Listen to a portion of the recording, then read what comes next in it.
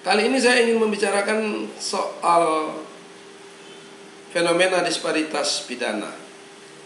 Dari aspek keberlakuan hukum secara sosiologis, dapat dirasakan bahwa disparitas pidana merupakan bentuk dari ketidakadilan yang dilakukan hakim atau pengadilan kepada para pencari keadilan.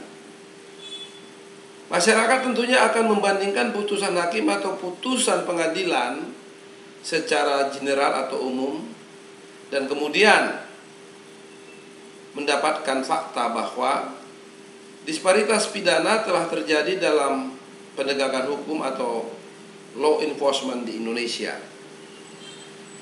Inkonsistensi terhadap putusan peradilan dalam konteks disparitas pidana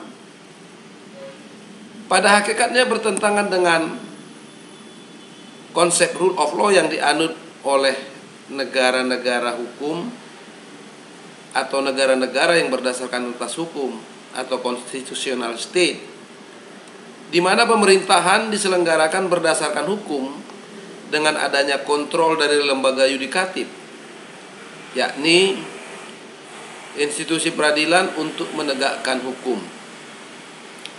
Konsep equality before the law yang menjadi salah satu ciri dari negara hukum akan bias apabila dihubungkan dengan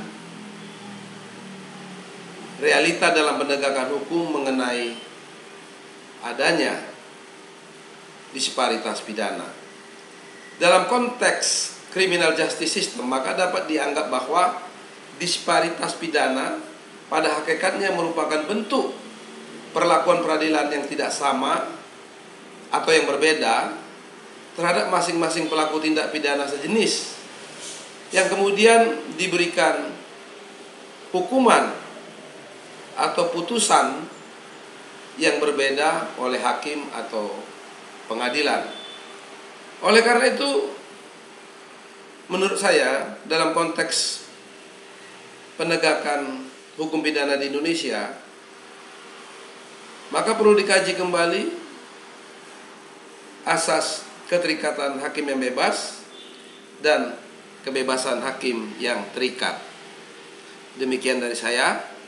Salam penegakan hukum.